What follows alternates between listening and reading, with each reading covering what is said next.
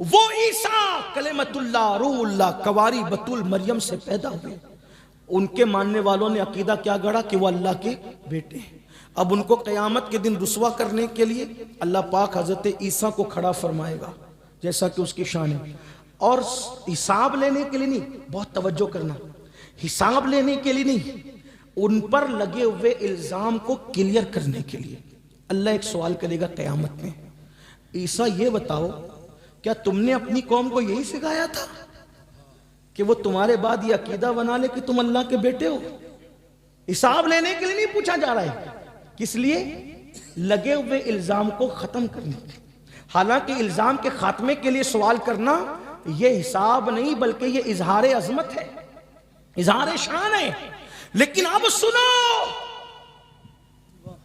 ہائے ہائے میتوں پہ رونے والوں، اگر قیامت معلوم ہو جائے تو میت پہ نہیں، ہم اپنے آپ پہ روئے۔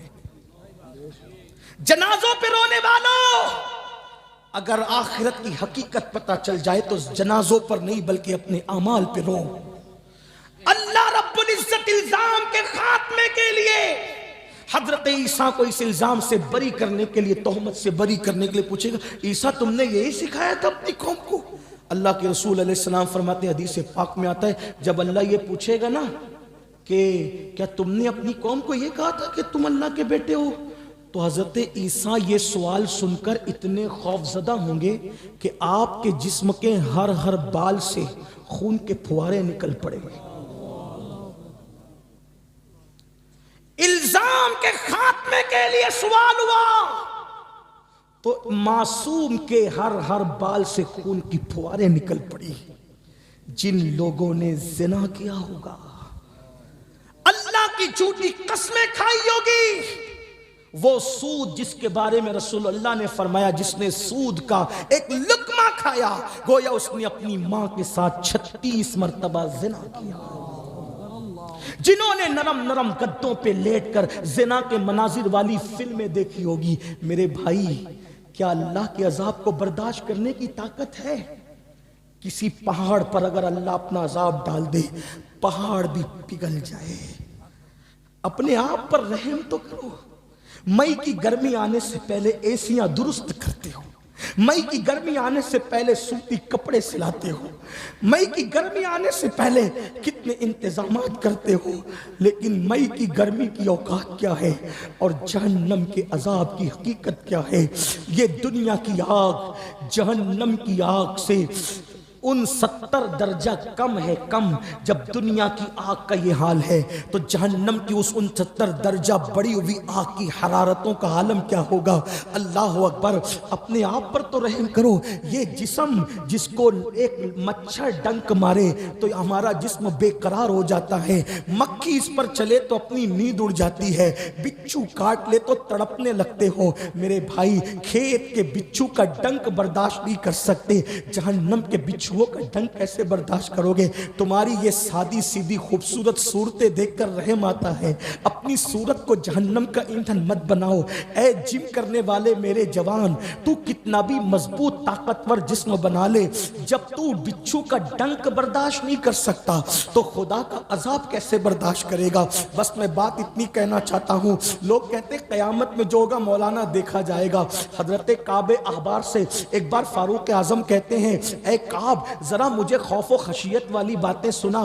تو حضرت کعب نے کہا، امیر المومنین جب جہنم کو قیامت میں لایا جائے گا اور اس کے شرارے اٹھیں گے تو اس وقت اٹھتے ہوئے شراروں کو دیکھ کر انبیاء کی شان یہ ہوگی کہ ابراہیم خلیل اللہ گھٹنے زمین پہ ٹیک کر اللہ سے کریں گے، مولا آج ابراہیم اپنے لیے امان چاہتا ہے، کسی کے لیے کچھ نہیں چاہتا۔ موسیٰ کلیم اللہ کہیں گے، مولا آج میں اپنے لیے امان چاہتا ہوں، کسی کے لیے کچھ نہیں چاہتا۔ وہ موسیٰ جن کے لیے قرآن کہتا ہے من جانب الطور الایمن وقربناہ نجیا، اے میرے موسیٰ طور کے دائیں طرف آ تاکہ میں تجھ سے پیار کی راز کی باتیں کروں۔ وہ کلیم اللہ وہ گھٹنوں کو زمین پہ رکھ کے کہیں گے، مولا میں اپنے لیے امان چاہتا ہوں، کسی کے لیے کچھ نہیں چاہتا۔ حضرت کعب احبار کہتے ہیں، امیر المومنین اس وقت عیسیٰ کلمت اللہ اپنے گھٹنے زمین پہ رکھ کے کہیں گے، مولا آج میں اپنے لیے امان چاہتا ہوں، اپنی ماں کے لیے بھی کچھ نہیں مانگتا۔ یہ اس دن کا حال ہوگا۔ اور قرآن کہتا ہے یوم یقوم الروح والملائکہ صفا لا یتکلمون الا من اذن۔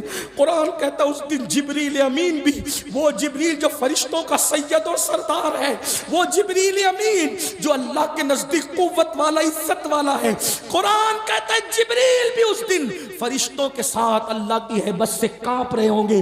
ان میں بھی اور فرشتوں میں بھی کلام کرنے کی جرت نہیں ہوگی، کوئی کلام نہیں کر سکے گا الا من اذن، مگر اللہ جس کو اذن دے، اور اللہ جس کو اذن دے گا وہ کوئی اور نہیں ہوگا، وہ میرے اور تمہارے آقا ہوں گے۔ لیکن ایک بات کہتا ہوں، یہ قیامت کا منظر ہے، یہ قیامت کا حال ہے۔ قیامت کا حال بتا دوں کیا ہے؟